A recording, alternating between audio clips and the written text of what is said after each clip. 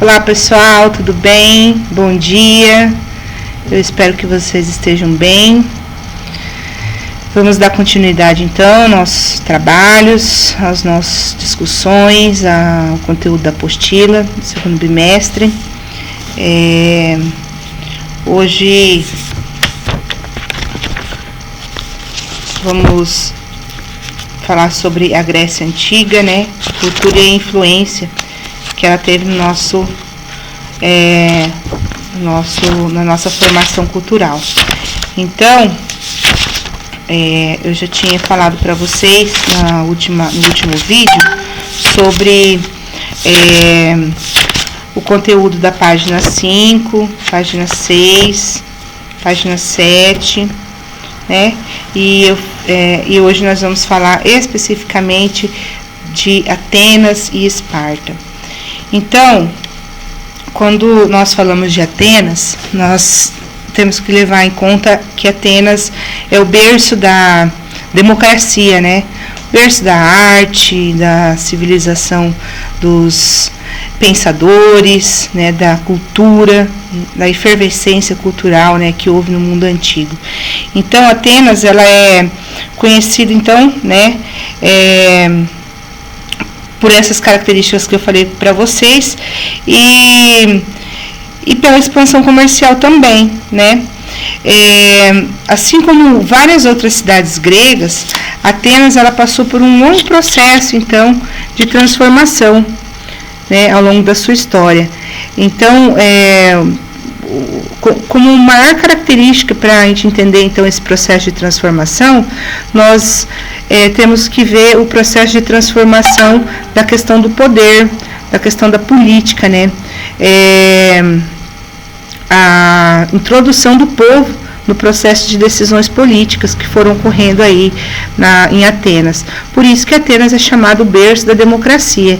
Então, o governo dos aristocratas, né, ele era baseado no processo de pertencimento, né, dos privilegiados. Quem participava da política, né, era geralmente nobres. E poucas pessoas, né, como os eupátridas, né, os nobres, tinham o direito de participar da vida política. Não eram todos os nobres que participavam dessas decisões. Mas com o crescimento comercial, né, que foi ocorrendo em Atenas, vai gerar então uma classe de comerciantes, uma classe maior, né, de pessoas economicamente ricas, né, chamados demiurgos, onde a riqueza, então, ela vai começar, então, a competir com o nascimento, como uma forma de ascensão política também, onde eles também vão reivindicar o seu processo na participação política. Então, os demiurgos, eles vão, então, começar, então, a estar reivindicando. Os demiurgos se confundem com os metecos, que eram estrangeiros. Os metecos eram os estrangeiros, eles eram proibidos, então, de adquirir terras, né? Eles geralmente se dedicavam a atividades comerciais, artesanais, né? E, além dos eupátridas e dos metecos, a sociedade ateniense contava, então, também com um grande número de servos, que eram chamados tetas. Com a ascensão social, então, desses grupos, né, de outros grupos, então, ocorreu, então, uma disputa pela participação política, né? Então, essas disputas passaram a ser constantes. Então, na tentativa de extinguir essas rivalidades entre os grupos, surge aí Drácon, né, no século 7 a.C., que ele vai ser nomeado legislador, né, no ano de 621 a.C., conhecido pela sua severidade, né, o adjetivo de draconiano, né. Então, ele efetivou uma reforma constitucional bastante rígida, que não vai conseguir perpetuar por muito tempo, que ele vai extinguir as divergências, né, onde ele a intenção dele era que o poder continuasse nas mãos dos nobres. Em razão desses privilégios aí desfrutados por alguns poucos nobres, os conflitos sociais em Atenas vão aumentar, vão se agravar, né? As dívidas também vão se aumentar, né? Porque quem adquirisse uma dívida era convertido em escravo. Então vai ocorrer uma revolução social em Atenas, né? Que até então, a partir disso, vai surgir novas ideias para reformar a Constituição, então, e resolver os problemas sociais que estavam ocorrendo até então. Então, em 594 a.C., Solon, então, esse nobre ateniense, né, de opiniões moderadas, vai surgir e vai efetuar uma série de reformas, então, em Atenas, com o objetivo, então, de abolir essas leis aí rigorosas, essas leis que Drácon tinha instituído em Atenas. Principalmente abolir o fim da escravidão por dívidas, né, e a possibilidade dos cidadãos mais pobres, né, poderem participar dos negócios políticos da cidade. Então, Solon foi um dos legisladores que vai contribuir para simplificar as questões comerciais e políticas, né, e também instituir um sistema monetário na Grécia, uma padronização dos pesos e medidas, né, para facilitar, então, o comércio em Atenas. A situação ela vai começar a melhorar, então, para os atenienses, mas somente a partir, então, das reformas promovidas por Clístenes, que Atenas vai nascer, então, e vai se consolidar como um regime político democrático, né? Por quê? Porque ele vai proporcionar, então, que o povo passe a participar, então, diretamente das decisões políticas da cidade. Então, entre as principais características da democracia ateniense vai estar a mudança, então, do sistema de votos, né, e da representação política. O direito da participação dos cidadãos vai se dar apenas para os cidadãos atenienses, né, filhos de pais e mães atenienses, a partir de 21 anos de idade, né, e essa participação direta dos cidadãos e a participação do ostracismo, que buscava afastar, então, os inimigos da democracia de Atenas. O ostracismo, pessoal, consistia na instituição pela qual o indivíduo considerado perigoso para o Estado era submetido ao escrutínio dos demais cidadãos, todos voltados em pedaços de cerâmica, ostrakon em grego, quer dizer em conchas. De acordo com o resultado, o indivíduo poderia ser desterrado de Atenas por um período de 10 anos. Ele perdia seus direitos políticos, mas não suas propriedades e seus direitos civis. Então, é importante a gente destacar na página 11, né, que o povo ateniense ele não compreendia a totalidade dos habitantes daquela cidade, ou seja, a população social estava basicamente dividida, né, entre o povo ateniense, né, incluía-se os estrangeiros, as mulheres, os escravos, ou seja, quem era o cidadão? Eram os homens livres, né, considerados cidadãos que tinham direito à participação política. Então, essa participação política ateniense, ela era direta, ela tinha o direito de comparecer à assembleia, de falar diante dos outros cidadãos, além, claro, de poder votar. Então, era considerado cidadãos atenienses apenas os homens adultos. Algumas fontes falam 21 anos, outras fontes 18 anos, mas no texto de vocês está 18 anos. Também era requisito fundamental ser filhos de pais e mães atenienses. Na página 13, nós temos ali as características de Esparta. Temos um exercício de conexão aqui. Os exercícios eu vou fazer um vídeo separado só para atividades, tá? Porque eu acho que vai ser mais interessante nós fazermos um vídeo só sobre as atividades, primeiro explicar o conteúdo, depois as atividades, tá? Outro fato interessante é o governo de Péricles, tá, gente, que ocorreu em 495 a 429 a.C. As mudanças que Clístenes fez em relação à participação da população ateniense no processo da democracia, então, ela foi mantida, né? E Atenas viveu um período de grandes realizações. Péricles, que prezava muito pela arte, pela ciência, comandou as reformas urbanas da cidade de Atenas, né? Que transformou, então, Atenas em uma das principais cidades gregas, né? Uma das mais bonitas cidades, né? Da época.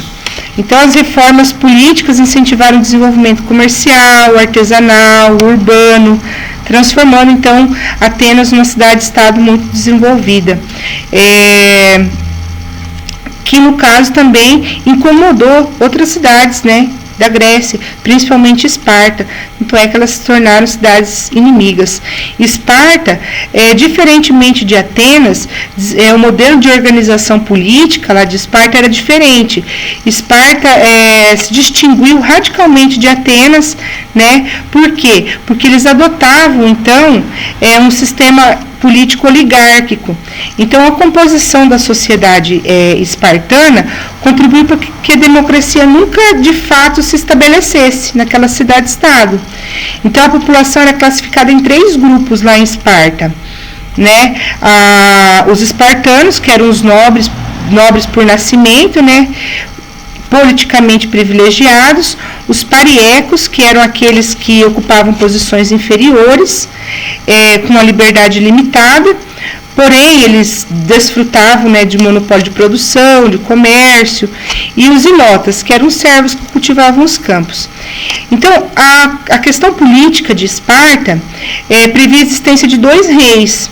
Em Esparta havia 2 reis, né, oriundos de famílias nobres, então, e de um conselho denominado Gerúsia, formado por um grupo de 28 anciões, e mais os 2 reis, né, todos deveriam ter mais de 60 anos, e de uma assembleia chamada Ápila, composta de espartanos com mais de 30 anos, aos quais tinham direitos muito mais limitados que os cidadãos atenienses, e de 5 éforos, que eram magistrados eleitos por um período de 1 ano, que eram bastante poderosos, podendo até mesmo interferir nas ações dos reis.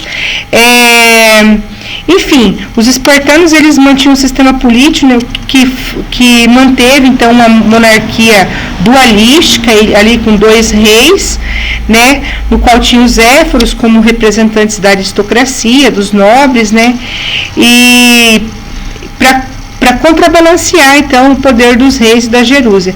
Então, o tal sistema político, ele foi reflexo do espírito conservador dos espartanos. A questão da propriedade estatal, da terra, em Esparta foi dividida entre os espartanos, mas elas não podiam ser vendidas ou repassadas, ou seja, as terras elas eram de propriedade do Estado. Certo? Então, na prática, o dono das terras era o Estado, mas quem ficava responsável para explorar economicamente as terras eram os cidadãos espartanos, né? Com a utilização da mão de obra dos ilotas e dos pariecos e também das pessoas escravizadas. Na Grécia Antiga, o trabalho era, então, de maneira geral, visto como algo ruim. Por quê? Isso não significa que os gregos não gostavam de trabalhar, mas alguns tipos de trabalho eram desprezados, né, pelos mais privilegiados, que acreditavam que essas atividades eram desprovidas de valores, né. Portanto, resumindo, nem todo trabalho era digno, né. Parte da tradição cultural, então, grega pode ser explicada pela abundante utilização do trabalho escravo, e por alguns registros da época que demonstram que como os gregos conseguiam o trabalho. Um filósofo bem interessante, Aristóteles já dizia em sua obra Política, ele afirmou que um escravizado era apenas uma propriedade, um mero instrumento nas mãos de outro homem, que era seu proprietário. Na mesma obra, Aristóteles, ele escreveu que os cidadãos não devem viver uma vida de trabalho trivial ou de negócio, atividades que o filósofo considerava desprezível e incompatíveis com suas qualidades morais. Xenofonte é outro filósofo grego também, que vai escrever, alguns anos mais tarde, que os ofícios artesanais eram muito mal vistos. Mas a justificativa baseava-se na ideia de que tais atividades deixavam os seres humanos fisicamente arruinados, com o corpo enfraquecido, a alma menos robusta. Segundo Xenofonte, é por isso que em certas cidades, notadamente em que a reputação militar é proibida aos cidadãos a prática dos ofícios de artesãos. Os dois filósofos, então, eles defendiam que quem trabalha não tem tempo para o ócio, considerado indispensável ao desenvolvimento das qualidades morais e à prática das atividades políticas. Assim, a realização do trabalho, produção de alimentos, roupas, utensílios domésticos, ficava a cargo dos metecos em Atenas e dos ilotas em Esparta, sem contar com um grande número de escravizados que possibilitavam os cidadãos, então, a se dedicarem ao estudo da filosofia, das artes, da política, das ciências jurídicas, enfim. Na página 14, tem 3 atividades aqui que nós vamos comentar, então, na próxima aula. Eu vou dar início, então, ao conteúdo da página 17, tá? Então, vocês acompanham ali, pegam ali, Grécia Antiga, Cultura e Influência. Então, na página 17, nós temos um cartoon ali, ó.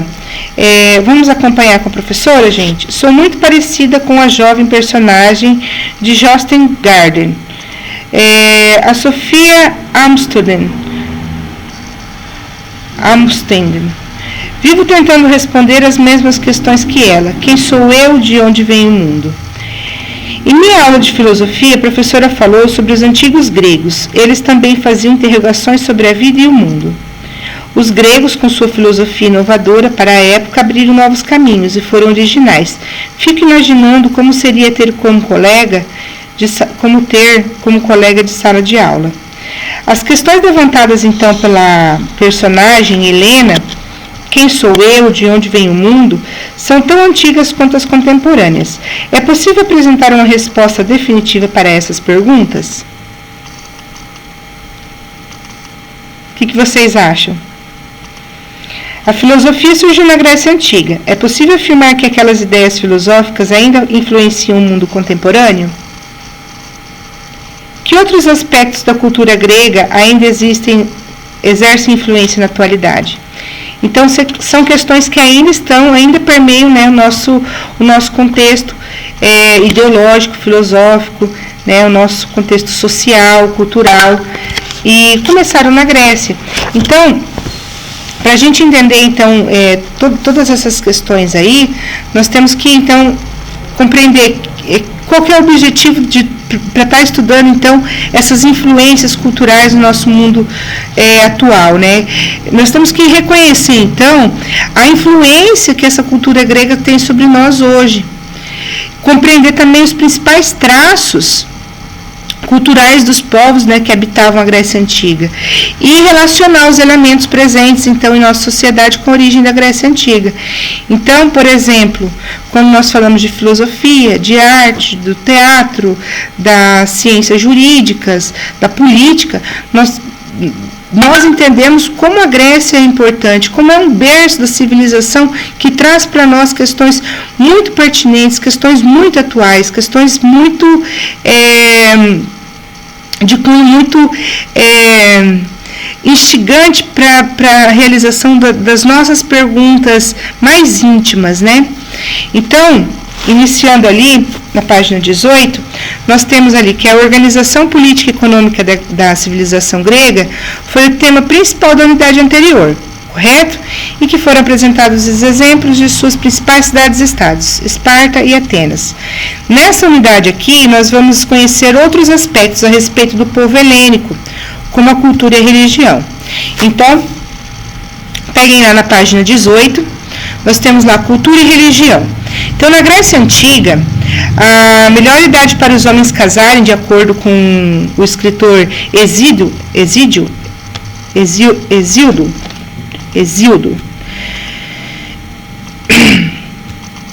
era com 30 anos, tá? Mas suas esposas deveriam não ter mais que 19 anos. Para celebrar o matrimônio, a noiva deveria levar uma roda de carroça à casa do noivo, onde seria queimada para simbolizar que a mulher ficaria sempre junto a seu homem.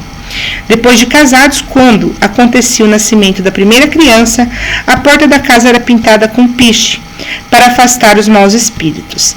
Também achavam conveniente evitar que alguém sentasse de pernas cruzadas perto da mãe na hora do parto, pois a dificultaria. A mesma dificuldade ocorreria se alguém formasse nós na presença da parturiente. No caso de uma criança ser um menino, colocava-se uma coroa feita de ramos de oliveira na porta de entrada para se ter sorte. Se fosse menina, colocava uma fita de lã. Após a criança completar 6 dias de vida, o pai submetia-se a um ritual de correr nu ao redor do fogo sagrado da casa, com o bebê levantado em seus braços. Então, eu li para vocês aqui um aspecto, né, relacionado à maternidade, ao casamento, e logo abaixo tem um texto de Xenofonte, onde ele também aborda características comuns da sociedade grega, tá? Faz parte de uma atividade, depois eu vou fazer um vídeo para vocês especificamente falando das atividades, eu vou dar continuidade então. Então, continuando ali na página 19, além dos hábitos, né, e costumes próprios, né, relacionados ao casamento, ao nascimento, outras características culturais distinguem os gregos dos outros povos, como a gastronomia, né, teve uma grande influência. E, como eu já falei nos outros vídeos, a Grécia, né, é uma região muito montanhosa, de difícil acesso, né, onde as questões agrárias eram difíceis, né, de se produzir devido ao solo rochoso. Então, entretanto, eles cultivavam o quê? Oliveiras, videiras, né, destacavam-se como cultura fundamental da economia. Então, a gastronomia e a cultura grega está muito ligada. Então, já se referindo, né, ao poeta Hesíodo, que deu conselhos para o desenvolvimento da viticultura, quando era bom poder colher, podar as uvas, amassar as uvas, o vinho assumiu um papel muito importante para os gregos, né? Porque ele era consumido diariamente e ele era relacionado também a rituais religiosos. Então, a gastronomia grega, ela tinha como base o quê? O consumo de peixes, frutos do mar, né? Como lagostas, mariscos, lulas, polvos, caranguejos, né? E também dividia a mesa com porco, carneiro, algumas caças. Eles consumiam muito agrião, beterraba, cebola, couve, alcachofra, figos, diversas ervas, maçãs, uvas, peras, cerejas. Então, eram alguns alimentos que compunham a gastronomia grega. Então, as refeições na Grécia geralmente eram 3. Primeiro era o de jejum, né, o nosso café da manhã, ao amanhecer, a refeição principal na metade do dia, ou seja, ao meio-dia, como é a nossa também, nosso almoço, e uma ceia à noite, né, a ceia noturna. Aos poucos, isso foi se transformando num verdadeiro banquete, no qual só participavam à noite só participavam os homens, né? Via de regra, algumas mulheres e crianças não tinham direito de participar dessas comemorações gastronômicas aí, chamados banquetes. Os banquetes, eles começaram sendo servidos em espaços, né, da casa denominado triclínio, uma sala que normalmente tinha 3 divãs expostos assim, né, em formato de ferradura. E isso foi aos poucos se transformando nas casas, né? Todas as casas passaram a ter então esse local aí onde as pessoas sentavam assim meio que em círculo para comer. Cada divã então acomodava aí 2 homens, né, que pareciam reclinados durante a refeição, ou seja, comiam meio que deitados. Na página 20 tem uma gravura, né, bem interessante aqui, ó. Tá, vocês podem estar olhando depois. Então, de acordo com um especialista em história da gastronomia, Dias Lopes, cabras e ovelhas forneciam as carnes prediletas, feitas no espeto e na caçarola com ervas aromáticas. Também eram servidas iguarias, como carnes de caças, lebres, raposas, leões e presas de penas, fazões, codornas, cotovias, que chegavam harmonizadas com saladas, azeitonas e especialmente fresquíssimas coalhadas, e deles azeite de oliva. Nesses banquetes, o simpósio era a principal parte, quando se bebia muito vinho, sucedendo o deipion. A bebida era misturada com água, pois os gregos consideravam primitivo demais consumir vinho sem antes diluído. Durante o simpósio, os homens presentes deleitavam-se com apresentações musicais ou recitais de poesia, mas o momento também era extremamente propício para indagações, divagações políticas e filosóficas. Esse costume de compartilhar bebidas após as refeições, né, propiciava um momento de descontração, de conversa, né, com algumas modificações culturais ao longo do tempo. Então, os banquetes eram muito importantes na Grécia, né, para sociabilizar as pessoas, né, assim como é hoje, né.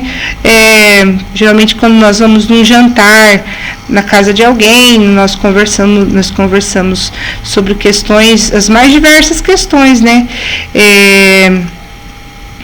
Enfim, outras questões também que propiciavam a sociabilidade dos gregos eram os jogos esportivos, e também que depois deu origem às Olimpíadas e tal, mas os festivais musicais também eram muito presentes na vida dos gregos. Eles gostavam muito de música, teatro, né,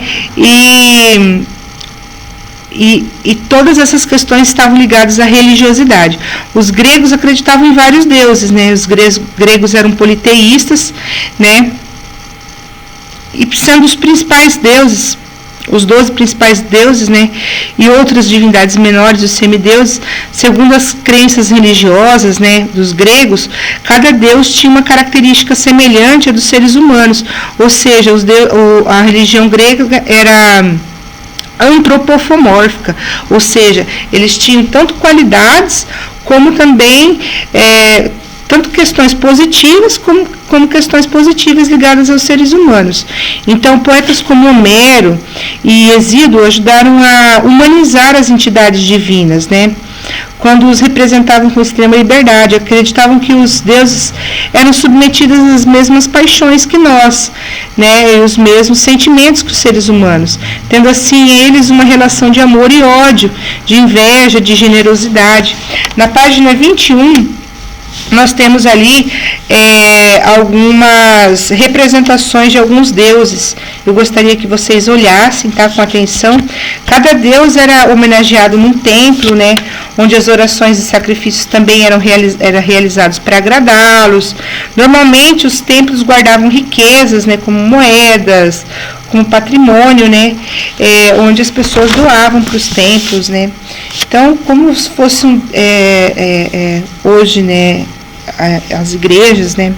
Enfim, entre os festivais religiosos, né, de caráter pan-helênico, porque os gregos se denominavam helênicos, ele merece atenção às Olimpíadas, que eu já falei para vocês, que era realizada de 4 em 4 anos, né, em homenagem a Zeus, e eles, né, nas Olimpíadas eram oferecidos sacrifícios, né, no início e no término do festival, que reunia atletas de todas as cidades e estados gregas. Então, só podiam participar das Olimpíadas os homens livres e os gregos de nascimento. Apesar da inclusão de grande parcela da população grega, né, escravizados, estrangeiros, mulheres, as Olimpíadas elas se destacavam como uma verdadeira celebração cívica, né, no mundo helênico.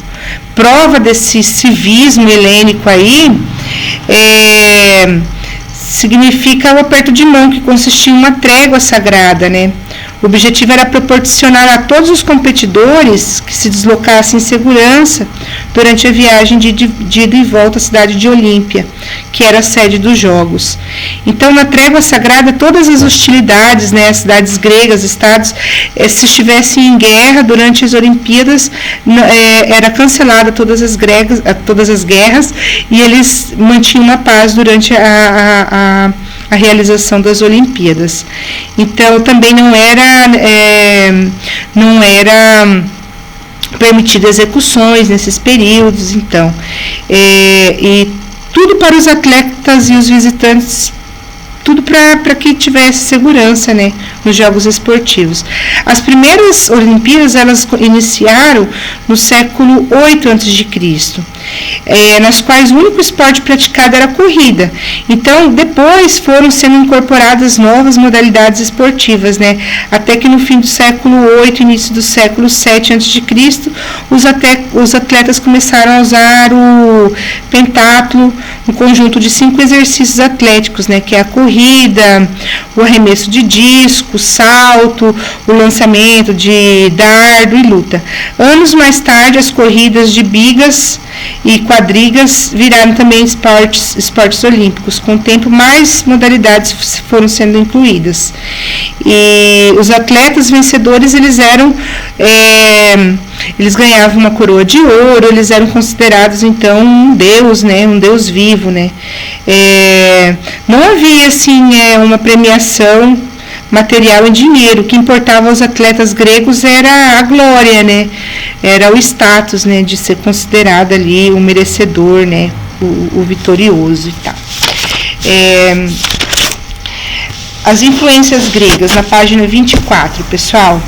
Então, o jornalista e professor Adalto Novaes, preocupado com o esquecimento da política, alertou sobre o fato de que o passado foi destruído pela ciência e pela técnica na ordem da vida material. Ele assegura que não se pode esquecer das dimensões humanas e políticas do passado, pois as convenções fundamentais da sociedade não podem viver sem a tradição e sem o passado. O jornalista convida ainda para refletir sobre o que aconteceria se simplesmente fosse esquecido tudo que foi escrito: as filosofias, as tragédias, as pinturas, os clássicos. E a influência cultural grega? Será que ela pode ser esquecida? Existem indícios de que a cultura clássica da Grécia Antiga sobreviveu à própria civilização grega e foi sendo continuamente incorporada e repaginada por outras civilizações, principalmente as ocidentais. Então, essa indagação aqui que Adalto Novaes nos traz faz com que nós pensamos, né, em tudo que nós vivemos hoje, todas as características nossas sociais, políticas, ideológicas, tem uma raiz, né, e a raiz grega é muito forte, é muito presente no nosso contexto ocidental. Então, por exemplo, as instituições políticas gregas, elas permanecem vivas hoje, né, apesar de terem sofrido mudanças, né, com as características do tempo, né, termos políticos como democracia, monarquia, tirania, ainda habitam o nosso imaginário, né. Culturalmente, a gente também tem na filosofia, né, a aplicação de uma racionalidade humanística e profana na arte, na escultura, na música, na arquitetura, nos festivais esportivos, teatrais, enfim, na matemática, né? Na filosofia. Então, nós ainda temos essas características aí como base para nossa materialidade científica, ideológica. Por exemplo, na filosofia e na matemática, né, nós temos os conceitos teóricos do belo para os gregos, né? A beleza, ela foi relacionada de uma forma como nós vemos as coisas, né? Para alguns filósofos, o mundo como um todo, ordenado e governado por uma única lei, deveria ser possível explicar a origem de todas as coisas usando fórmulas. Então, aqui, na página 25, nós temos ali a concepção filosófica e matemática para os gregos, né? Cita o filósofo Pitágoras, que ele buscou, então, estabelecer regras precisas, né, para limitar a questão da liberdade, proporcionando a ordem, a inteligibilidade do mundo, as ideias, né, para estreitar os vínculos, né, entre estética e matemática, pois para eles apenas os números seriam capazes de proporcionar a compreensão do universo. Então, nós temos aí, quando nós falamos de filosofia, a filosofia ela é dividida em vários períodos, né? Nós temos aí os filósofos pré-socráticos, os filósofos da natureza, que vêm para combater o quê? O mito. Porque como os gregos eles eram politeístas e a base do politeísmo é a crença em vários deuses, eles tinham os mitos como referências às histórias, né, para eles embasarem a existência dos deuses. Então, os primeiros filósofos eles vão começar a contestar o mito para dar uma razão lógica às explicações do universo, às explicações racionais sobre as coisas que nos regem, né? Então, vai nascer ali um pensamento racional sobre o universo.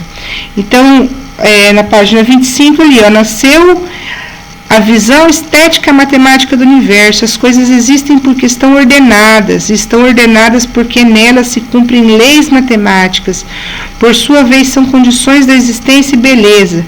Essa premissa filosófica foi demonstrada por meio da música, na qual os pitagóricos, seguidores do pensamento de Pitágoras, identificaram uma ordenação de acordo com determinadas relações matemáticas, com a proporção em que se baseiam os intervalos e a relação entre longitude de uma corda e a altura de um som. Então, eles começaram então a fazer o quê? A contrabalancear o pensamento, né? Então, Pitágoras então, vai trazer para nós uma concepção matemática e também de estética, de beleza, né? A se pensar, então, no que se reside a beleza de cada elemento, né? A questão da harmonia, da proporção, né? Enfim, quando eu falo de harmonia e proporção, não só na música, mas também na arte e na estética, né?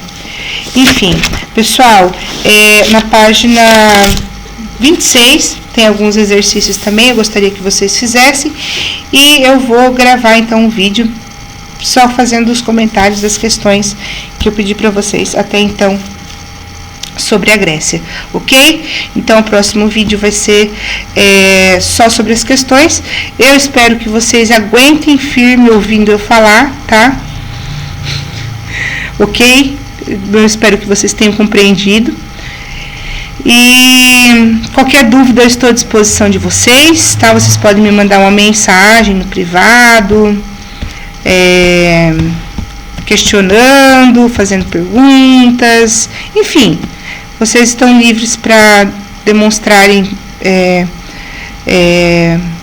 aí o que vocês estão sentindo, tá bom? Se vocês estão conseguindo acompanhar, se eu estou sendo muito rápida, ou se vocês estão conseguindo acompanhar, se está tudo certo, enfim. Ok? Então é isso, tá, gente? Para nossa aula se encerra aqui hoje. E a próxima aula, então, vai ser a análise das atividades. Um grande abraço para vocês, fiquem com Deus, se cuidem, tá? E vamos ficar em casa, né, gente? É o que nós estamos tentando fazer. Manter as medidas aí de segurança e tentar estudar, né? Ok? Então, um beijo para vocês, fiquem com Deus, até a nossa próxima aula.